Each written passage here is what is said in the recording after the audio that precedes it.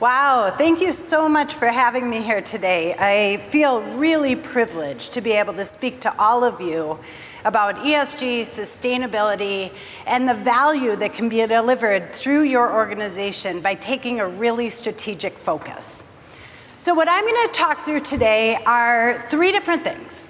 First of all, I'm going to set the stage around sustainability, really taking this angle of what's driving businesses to have a greater focus. I'm going to use EY as a case study. We're doing work with C3AI today, and I want to share with you the journey that we're on.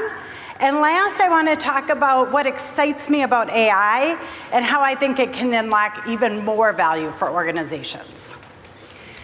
So, I think we all recognize that there's more and more focus on sustainability in our daily lives. And so I was reflecting on that this morning. In our hotel rooms, you see the little signs up about make the sustainable choices. We don't have single-use plastic bottles of water in our room. They're not cleaning our sheets every night, which I know none of us probably do at home, so we don't necessarily need done in a hotel either. And then, like you do in a hotel room, I was watching TV when I was getting ready this morning, and I noticed a difference in an ad that many of us are used to here in the US. So I saw, the Safe Light Repairs ad, that if you're in the US, you know that's who you call when you get a ding in your windshield. And today, instead of just having the ad focus on the service that they provide and the quality that they provide, they focused in on the recycling that they do. And so wherever you turn today, you're seeing more and more business focused on the sustainability of their products and their services and their business models. So why is that? So what we're seeing is a number of global forces coming together at one time, driving organizations to take a more strategic focus at sustainability and what it means for their business. So I'm just going to go through a few of these today. The first one, and one that often gets talked about, is the regulatory focus. And so we're definitely seeing regulatory reporting requirements coming from around the world. If you look at what's coming out of the EU, out of Japan, out of India, out of the UK, and even what's being considered here in the US, what's happening is a drive for greater transparency about practices across a wide number of topics that are non-financial. Everything from the environment, to board diversity, to learning hours provided to your employees. Anytime you have greater transparency, organizations also need to get really comfortable with what those reports are going to show and how they'll be interpreted by the public. And so that has been a great impetus for organizations to do more. Also, in today's global environment, just because you live in a jurisdiction which doesn't have the regulatory requirement doesn't mean that you're not going to have to comply. And so that's something that we're seeing in the US. We've got an SEC proposal with respect to disclosures. We expect it will come out. We also expect that there will likely be litigation. But that doesn't mean that if you don't do business with Europe and other jurisdictions around the world, that this is something you don't need to think about. While regulatory is very important on this topic, I actually don't think it's the force that's driving the increased momentum around focus in what we're seeing today. I think it's just one. We are seeing pressure come from financial services that impacts cost of capital and access to capital. That is being driven by the fact that paying attention to sustainability is good risk management. Climate change is having an impact on different businesses, depending on what business you're in. If you're in agriculture, it may be that where you're growing crops today are not performing at the same level as they did before, and you might need to think about how you move where you're growing your crops. There may not be the same level of access to water that you've had for years and years, and that might impact your ability to manufacture your products. And the list goes on. Especially being in South Florida, we don't have to talk about the impact of extreme weather. All of these create business challenges. And whether you're an investor, or you're an insurance company, or you're a lender, what you have to think about is whether the organizations that you are investing in are doing proper risk management and are looking at these topics through the lens of What is the impact of the business, and how do you mitigate that risk? Another important group are your employees. And more we're seeing that employees want to work for organizations that share their values. And especially as we look at younger generations, there's a great focus on sustainability and a great focus on high expectations for your employers. And then last, but absolutely not least, are changes and trends in what we're seeing by way of expectations of customers. A lot of times when we think about this, we think about it through the lens of B2C, right? Consumers want to buy more sustainable products, but it's not just a consumer products issue. As organizations that serve other businesses need to report on not only their own emissions, but the emissions associated with their entire value chain, they're asking their suppliers for more information about their sustainability practices. And that is moving towards a world in which that's one of the decision factors. I had an opportunity to meet with one of our largest clients, and we were talking about what they look at when they think about who they work with. They said sustainability is incredibly important to them. They're an organization we would see as a leader. They said today, of their vendors, they're asking questions, but they are not very far away from using it as a factor in decision making, similar to, obviously the quality of the product provided, the pricing, but also the impact that their vendors will have on their own emissions reporting. So if you put all of that together, we see a trend that is accelerating very quickly. So at EY, we do like to base what we're talking about in data. So just to add a few statistics to what I shared, on the employee front, what we're seeing is that about 70% of employees consider a position on social issues when choosing where to work. We see 84% of consumers consider sustainability important when making a purchase decision. It's important to recognize that in today's high inflation environment, it is not the only choice, right? Pricing and affordability is very important as well. But if you've got two different products, one sustainable, one less sustainable, and the price is pretty consistent, consumers are going to choose the more sustainable option. 90% of investors place importance on a company's ESG performance when determining whether to invest, and that gets to that risk decision. And 87% of citizens agree that the broader definition of stakeholders, not shareholders, are most important to long-term company success. So all of that, again, supports the fact that if organizations want to thrive into the future, they have got to put sustainability front and center. So when I think about sustainability, I really like to think about it through the lens of value and how you create greater value for your organization. On one hand, I think it can be a great opportunity to drive differentiated growth in the marketplace. And on the other hand, I think it's a great way to think about risk mitigation, particularly as you look into the future and you want to drive an organization that's going to thrive for years to come. When we think about value, we think about it through four lenses. The value you're delivering to your customers, the value you're delivering to your people, the societal value that you're delivering as an organization, and that gets to that greater expectations for the broader definition of stakeholders, and obviously financial value. One of our clients said, I can't go green if I'm in the red. And I think that that's a really important reminder that this all has to make business sense and drive greater value to the organization. We recently surveyed a group of executives around the world who have responsibility for their sustainability programs within their organization. And what we found was that more than 2/3 of these leaders captured higher than expected value through the programs that they were running. And a lot of where this came from was driving down cost. And I think a lot of times people expect that costs will go up associated with sustainability initiatives. But especially when you're thinking about things like reducing waste, a lot of times you can actually reduce costs through this type of focus. So what do we mean when we think about these different categories of value? From a customer standpoint, you can drive greater satisfaction You can drive greater relationship strength, greater brand loyalty, and you can be the one that the customers are choosing over others because of your focus on sustainability. From a people standpoint, we see this as an opportunity to really differentiate in the talent market and to be able to bring on talent that you wouldn't otherwise be able to attract and retain to your organization.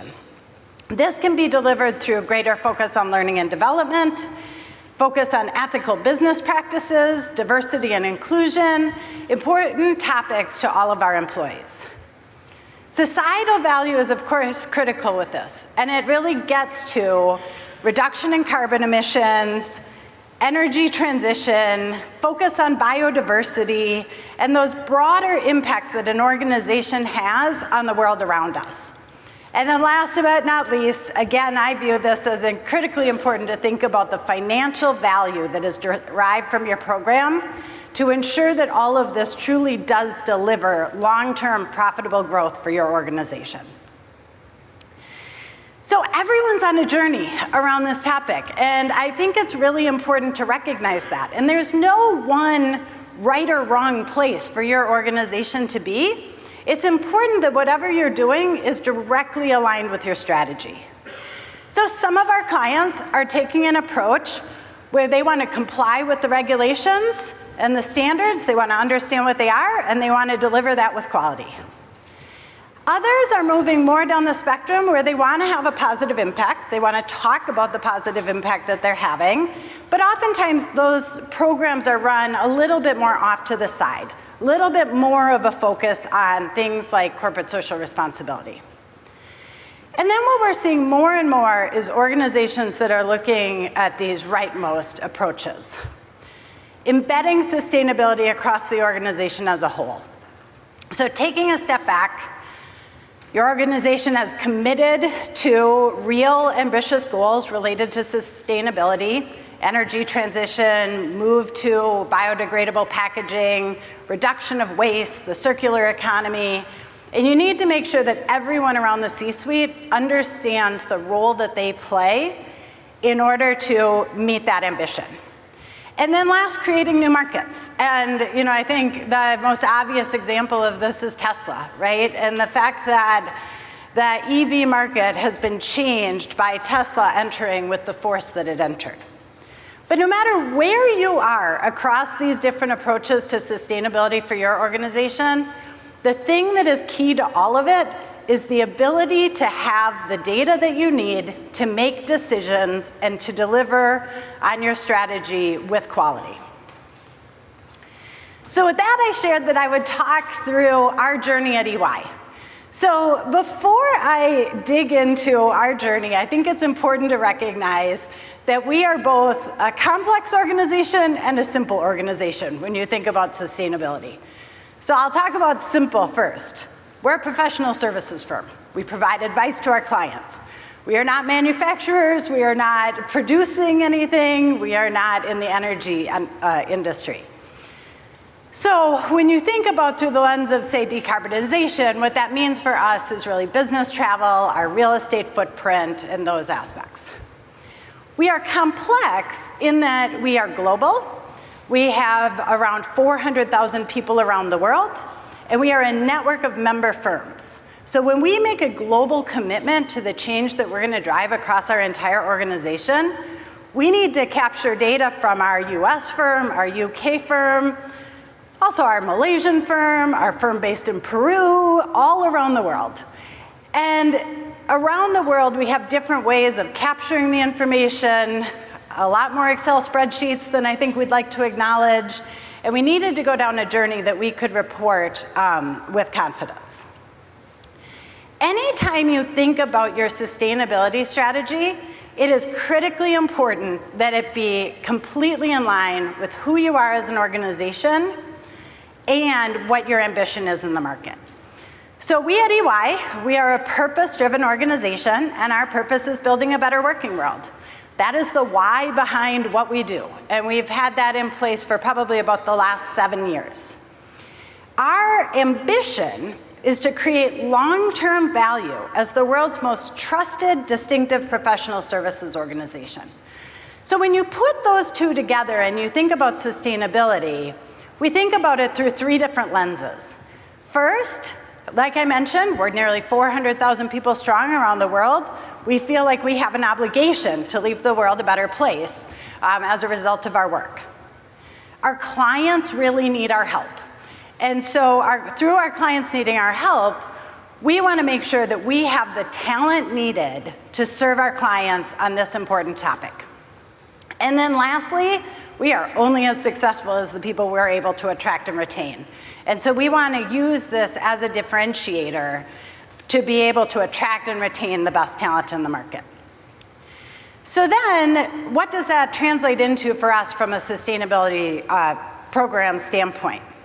We had to think about who we are and then how we bring this to life. So when you think about it through the E, S, and G, from an environmental standpoint, we focus on our decarbonization agenda, responsible operations, environmental certification, as well as our corporate social responsibility program. We also think about it through a social impact standpoint. Again, decarbonization has a societal impact. We are very committed to diversity, equity, and inclusion, labor and human rights, again, through corporate social responsibility, and then also through the pro bono work we do, as well as the donations we make. And then lastly, but certainly not least important, through governing transparently and fairly. And so from a governance standpoint, we focus heavily on business ethics, board diversity, sustainable procurement, and sustainability measurement and reporting. And that gets us to the journey that we're on with C3AI. So like everyone else, we made these commitments and then we needed to make sure that we had a way to be able to report that we could stand behind and feel very comfortable with. So the journey that we've been on was first of all understanding our stakeholder expectations. Both internal to EY and external to EY, what did the world expect of us? And a lot of it focused on decarbonization related to business travel, our real estate footprint, and how we help our clients. We then set these ambitious targets, and we feel like they are ambitious. We have a net zero commitment by 2025. Our baseline was 2019, pre-pandemic, and we're on track to hit it. And through EY Ripples, which is our corporate social responsibility program, we have an ambition to impact positively 1 billion lives by 2030. With ambitious targets like that, you need to be comfortable that you're monitoring what you're doing, that you're tracking to see if you're going off track, and we believe you need transparency in your reporting. And so we put out what we call our value realized report every year that tracks against those 4 categories of value that I mentioned before. I'm going to steal from a few of the speakers before me shamelessly, because part of what we think it's going to help us do is go from looking in the rearview mirror to being differentiated as it comes to making decisions. And so when we think about the role that digital and AI can have on our ability to make a real impact, it's helping us go from reactive to proactive. Today, we've got a lot of manual work that has to be done. So we work with some of the largest companies in the world. They're asking us questions about our emissions associated with working on their accounts. If we were to do that before this type of work, it would be a very manual process, and one in which we were hoping we were giving the right answer. Now we're going to have the data at our fingertips, not only to be able to understand what we've got, but also to be able to move to a world in which we can really leverage AI to give us more actionable insights. We will move from goal setting, and we feel really proud of the goals we've set, to make sure that we've got the information we need to make the decisions to ensure that we meet those targets, and that we understand the different levers that we can pull in order to even get there faster, or ensure if something goes wrong that we don't miss it. And move from a view of risk mitigation to true value creation.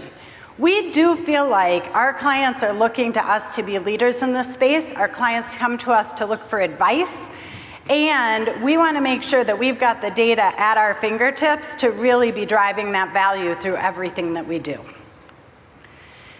So what will AI deliver for us? And I think there's even more to what I'll talk about on this sustainability agenda. First of all, this automated reporting processes, I know it's not probably the most exciting thing we'll talk about, but I'll tell you from the standpoint of making sure that we are deploying our people in a way that's making the biggest impact, not having a lot of manual processes is incredibly impactful. Discovering the hidden value, being able to look through the data we have, being able to help our clients look through the data that they have, to be able to drive more actionable insights. If they want to be able to move their clients to a more sustainable portfolio of products, how do we help them glean the insight they need to be able to put those incentives in place to drive that change?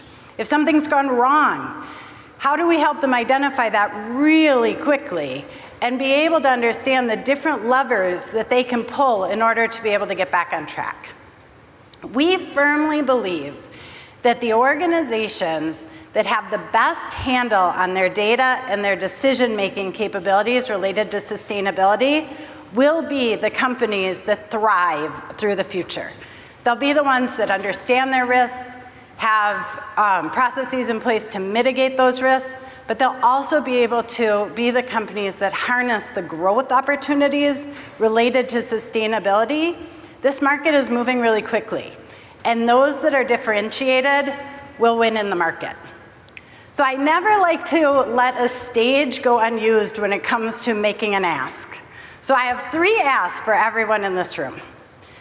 First of all, regardless of where you sit within your organization, take the time to really understand your organization's sustainability strategy.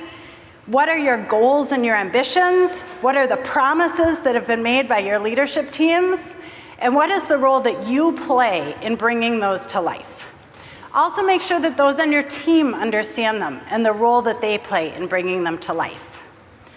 You wouldn't be here if you weren't dedicated to technology and data and using that to deliver greater value and make better decisions. So use your seat at the table to really poke holes at whether the organization is appropriately unlocking the power of data and AI to driving your sustainability ambition. If we think about the speaker just before me, I thought that was brilliant. And when you think about sustainability, the reporting requirements that are coming at everyone and all of the various systems that need to be used in order to drive that reporting, take it as an opportunity to use AI for better decision making. It's a use case that can help you capture a lot across the organization. And then last but not least, today is International Women's Day. And so I would ask everyone in the room to take a moment, reflect on the impact of the women in your lives, and take a moment to recognize the positive impact that they all have on all of us. So with that, thank you.